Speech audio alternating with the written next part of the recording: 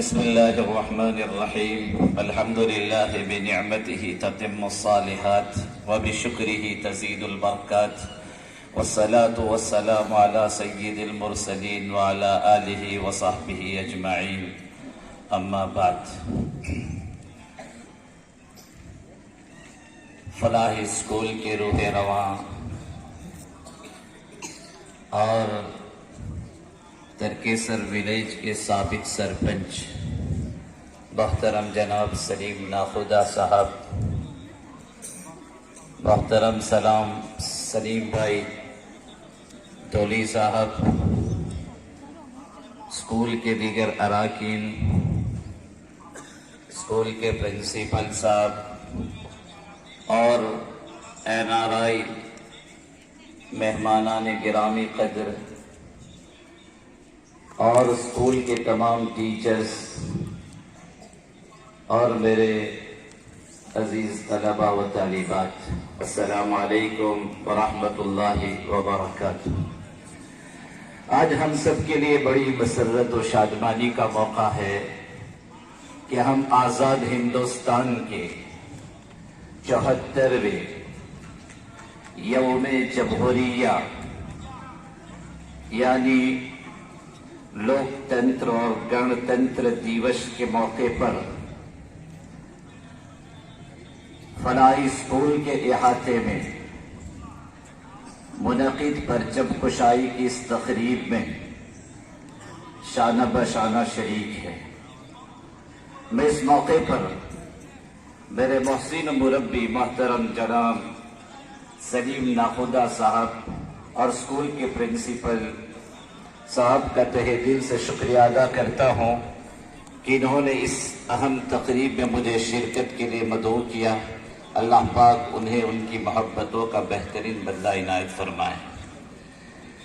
میرے بزرگوں اور دوستوں اور میرے بچوں، ہم سب بخوبی واقف ہیں کہ ہندوستان کی اس مقدس سرزمین پر تقریباً 200 یا 250 سال تک انگریزوں کا ناپاک سایہ رہا اور انگریز سامراج نے پوری طور پر ہندوستان پر اپنا قبضہ اور تسلط جمایا تھا۔ ہندوستان کے باسیوں اور ناگرکوں کے ساتھ اس نے حیوان سے بدتر سلوک کیا، لیکن بالآخر ہندوستان کے جیالوں، ہندوستان کے متوالوں اور ہندوستان کے خاطر اپنا جان اور اپنا مال اور اپنا سب کچھ قربان کرنے والے ہمارے شہیدوں کی انتھک محنتوں اور کوششوں کے بعد یہ ملک 15 اگست 1947 کو انگریزوں کی جابرانہ اور ظالمانہ تسلط اور پنجے استبداد سے آزاد ہو کر خلاصی پاتا ہے۔ اسی وجہ سے 15 اگست کے دن کو ہم یوم الحریہ یعنی آزادی دیوس کے طور پر مناتے ہیں، لیکن آج کا یہ دن یہ 26 جنوری کا دن ہے اور آپ اس بات سے بخوبی واقف ہیں کہ آزاد ہندوستان میں سال میں 2 دن یہ راشٹری پرو یعنی اسٹیٹ سیلیبریشن کے طور پر منایا جاتا ہے۔ ایک 15 اگست کا دن اور دوسرا 26 جنوری کا دن۔ 15 اگست کا دن کیوں منایا جاتا ہے وہ میں بیان کر چکا کہ اس دن ہندوستان کو انگریزوں کے ناپاک تسلط سے آزادی اور خلاصی نصیب ہوئی تھی، اس وجہ سے یوم آزادی کے طور پر ہم جشن مناتے ہیں۔ لیکن 26 جنوری کو اس موقع پر آج بھی ہم اس ملک کے ترنگے کو عزتوں عقیدتوں کی سلامی دینے کے لیے جمع ہوئے ہیں اور اپنی مسرتوں اور خوشیوں کا اظہار کرتے ہیں۔ اس کی آخر کیا وجہ ہے؟ مجھ سے پہلے پرنسپل صاحب نے اپنے سپیچ میں اور ایک طالبہ نے اپنی تقریر میں اس کی وضاحت کی اختصار کے ساتھ، میں اسی کو کچھ تفصیل کے ساتھ وستار کے ساتھ بیان کرنے کی کوشش کروں گا کہ ملک آزاد تو ہوتا ہے 15 اگست 1947 کو اور اسے آزاد ہندوستان قرار دیا گیا، لیکن ہندوستان کی ہسٹری اور تاریخ یہ بتاتی ہے کہ ابھی یہ ملک یوم جمہوریہ نہیں بنا، یہ آزاد بھارت ضرور ہے اور اس آزاد بھارت کے سب سے پہلے پرائم منسٹر اور وزیر اعظم کے عہدے پر حلف لینے والے پنڈت جواہر لال نہرو ہیں. وہ آزاد بھارت اور ہندوستان کے پہلے وزیر اعظم بنتے ہیں، لیکن ان کی حلف برداری کی جو تقریب ہوتی ہے وہ وائس رائے لارڈ ماؤنٹ بیٹن کی گورنری میں ہوتی ہے، اور ہندوستان کے وہ سب سے پہلے گورنر منتخب ہوتے ہیں وائس رائے لارڈ ماؤنٹ بیٹن. اس کے بعد یہ ملک رن ہوتا ہے وزیر اعظم پنڈت جواہر لال نہرو کی عمارت اور ان کی قیادت میں. اور ابھی بھارت کا کوئی دستور اور سنویدھان باقاعدہ آزاد بھارت کا مرتب نہیں ہوا تھا، لیکن 1935 میں انگریز نے جو کانسٹیٹیوشن اور دستور مرتب کیا تھا، جن کو انڈین گورنمنٹ ایکٹ کے نام سے یاد کیا جاتا ہے، آزاد ہندوستان کو اسی دستور اور آئین اور کانسٹیٹیوشن کے تحت رن کیا جا رہا تھا. لیکن ہندوستان کے بڑے باصلاحیت دانشوران اور مدبروں نے مل کر یہ مشورہ کیا کہ اس آئین میں بہت زیادہ جھول ہے، اس میں بڑی خامیاں ہیں، اور ہمارے ملک میں رہنے والے مختلف قوم اور جماعتیں کے لوگوں پر منطبق ہونے والا یہ آئین نہیں ہے. اس میں بڑی جانبداری اور طرفداری سے کام لیا گیا ہے، اور اس میں عوام کے اور پبلک کے حقوق پہ پامال ہو رہے ہیں. ہمیں اپنے آزاد بھارت اور ہندوستان کا نیا کانسٹیٹیوشن اور دستور مرتب کرنا چاہیے. چنانچہ کچھ ہی دنوں کے بعد ایک کمیٹی تشکیل پاتی ہے جس کو قانون ساز کمیٹی کے نام سے یاد کیا جاتا ہے، اور اس قانون ساز کمیٹی میں بڑے بڑے دانشوران شریک تھے. اس میں خود پنڈت جواہر لال نہرو، سردار ولبھ بھائی پٹیل، مولانا ابوالکلام آزاد، حفظ الرحمان سیہاروی وغیرہ وغیرہ بہت سارے افراد جو بڑے انٹیلیجنٹ بھی تھے، بڑے ذہین بھی تھے، بڑے ذکی بھی تھے، بڑے دانشور بھی تھے، اور ملک کے تئیں بہت ہی زیادہ خیرخواہی کا جذبہ رکھنے والے تھے.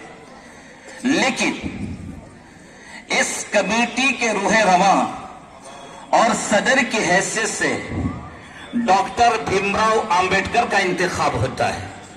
قانون ساز کمیٹی کے صدر یہ ڈاکٹر بابا صاحب بھیم راؤ امبیڈکر رہتے ہیں، اور اس کمیٹی نے تقریباً 2 سال 11 مہینے اور 18 دن کی عرق ریزی، انتھک کوشش اور محنتوں کے بعد، کچھ کاٹ اور چھانٹ کے بعد بالآخر 26 نومبر 1949 کو اس کانسٹیٹیوشن اور بھارت کے آئین اور سنویدھان کو آخری مرحلے میں پہنچا کر اس پر منظوری کی بہت سخت کی جاتی ہے.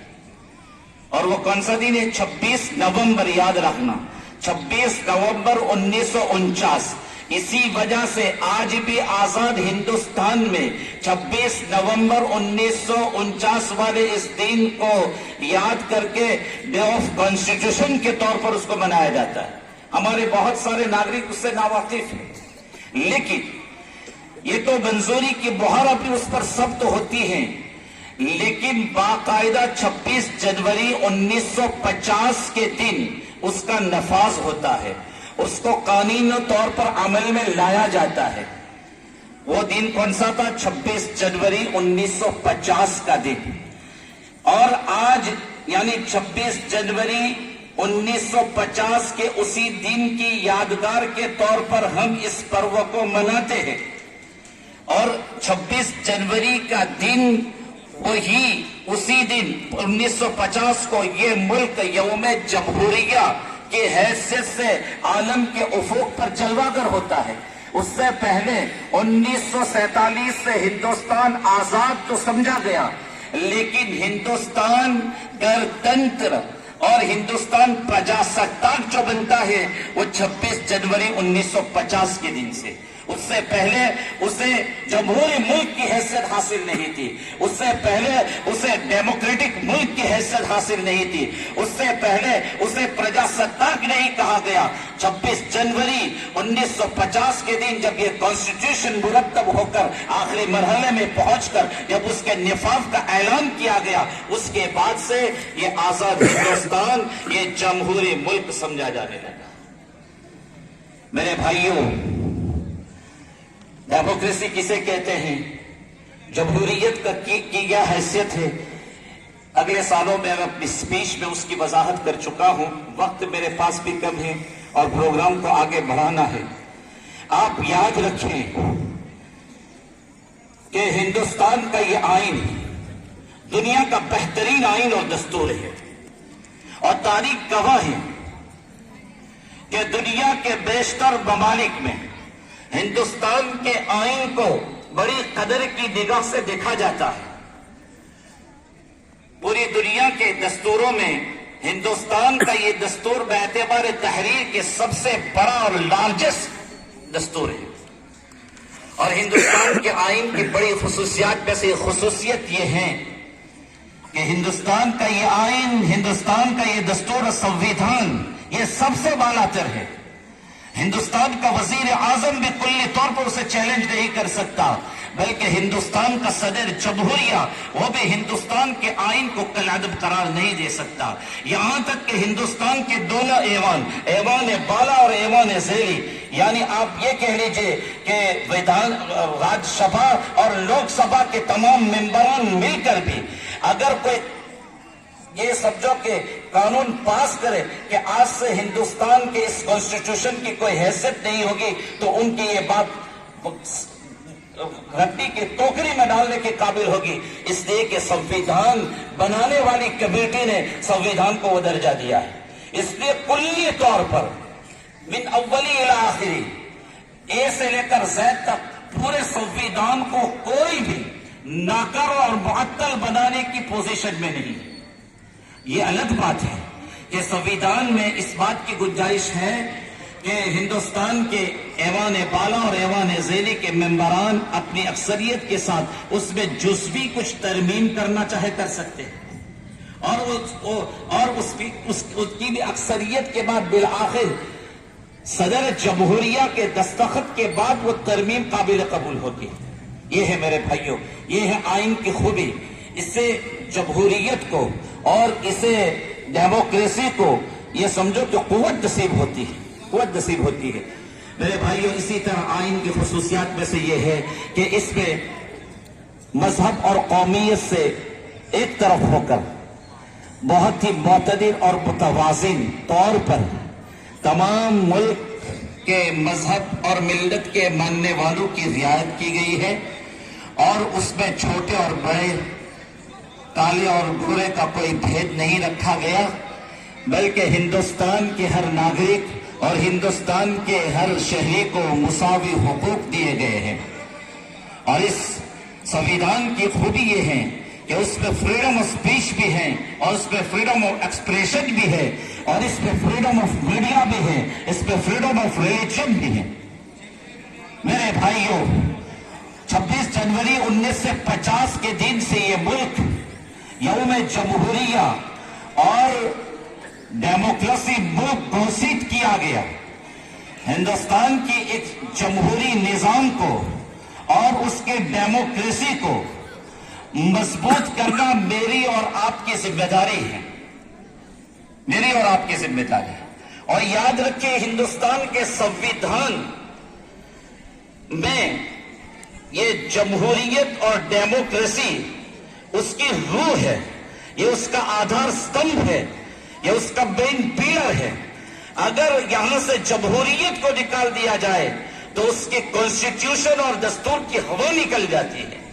اس معنی کر بھی ہندوستان کے ہر ناگرک اور ہندوستان کے ہر شہری کی یہ ذمہ داری بنتی ہے کہ اپنے ملک کے کانسٹیٹیوشن اور بالخصوص اس کی روح، جو اس کا سیکولر نظام ہے، جو اس کا جمہوری ڈھانچہ ہے، اس کو برقرار رکھا جائے.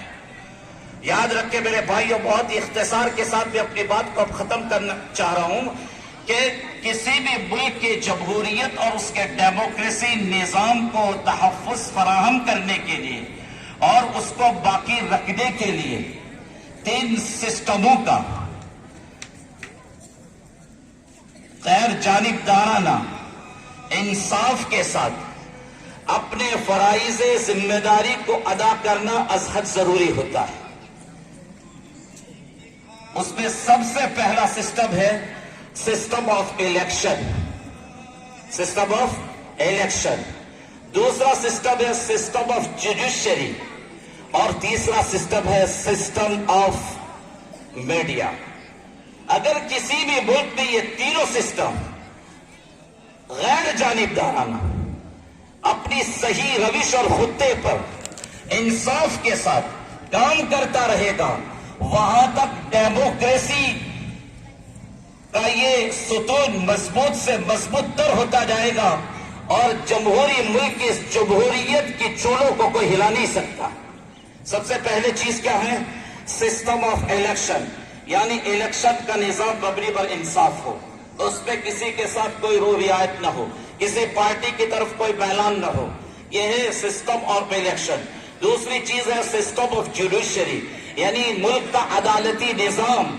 ملک کا عدالتی نظام اگر انصاف پر مبنی ہوگا، یعنی حق والوں کا اس کا حق دلایا جائے گا، مظلوم کی داد رسی ہوگی، ظالم کو کیفر کردار تک پہنچایا جائے گا، میرے بھائیوں، تو ظلم کی شرح میں کمی آئے گی اور ملک سے دھیرے دھیرے ظلم کا خاتمہ ہوگا۔ اور تیسری چیز ہے سسٹم آف میڈیا۔ آج کل میرے بھائیوں، ہمارے بھائیوں کے مابین جو اختلاف پیدا ہوتے ہیں، اس کی بہت بڑی وجہ یہ میڈیا اپنے فرض منصبی کو فراموش کر چکا ہے۔ وہ جانبداری اور طرفداری سے کام لے کر رائے کا پربت کرتا ہے اور منافرت کے بیج بوتا ہے، جس کی وجہ سے بھائی بھائی میں کھائی نظر آ رہی ہے اور اختلاف دن بدن بڑھتا جا رہا ہے، یہ میڈیا کی غلط کارکردگی کی وجہ سے۔ تو میرے بھائیوں، ہماری ذمہ داری بنتی ہے کہ ہم اپنے سسٹم کو بہتر بنائیں۔ آج کے اس موقع پر ترنگا لہرا کر ہم اپنی عقیدتوں اور عزتوں کا سلام اسے پیش کرتے ہیں، اور ہم بارگاہ رب میں دعا گزارتے ہیں کہ باری تعالیٰ ہمارے اس ترنگے کو اپنی آن بان شان کے ساتھ افق کے عالم پر ہمیشہ لہراتا رکھے۔ یہ ان کا کام ہے جو اہل سیاست جانے، یہ ان کا کام ہے جو اہل سیاست جانے، میرا پیغام محبت ہے جہاں تک پہنچے، مر کر بھی نہ نکلے گی میرے دل سے وطن کی الفت، مر کر بھی نہ نکلے گی میرے دل سے وطن کی الفت، میری مٹی سے بھی خوشبو وفا آئے گی۔ کسی نے کیا خوب کہا ہے، یہ الگ بات ہے کہ لوگ ہم سے خفا ہیں، یہ الگ بات ہے کہ کچھ لوگ ہم سے خفا رہتے ہیں، اے وطن ہم تیرے ذروں پر فدا رہتے ہیں، صدیوں ہم نے تیری مٹی پر عبادت کی ہے، صدیوں ہم نے تیری مٹی پر عبادت کی ہے، ہم تیرے واسطے مصروف عبادت رہتے ہیں۔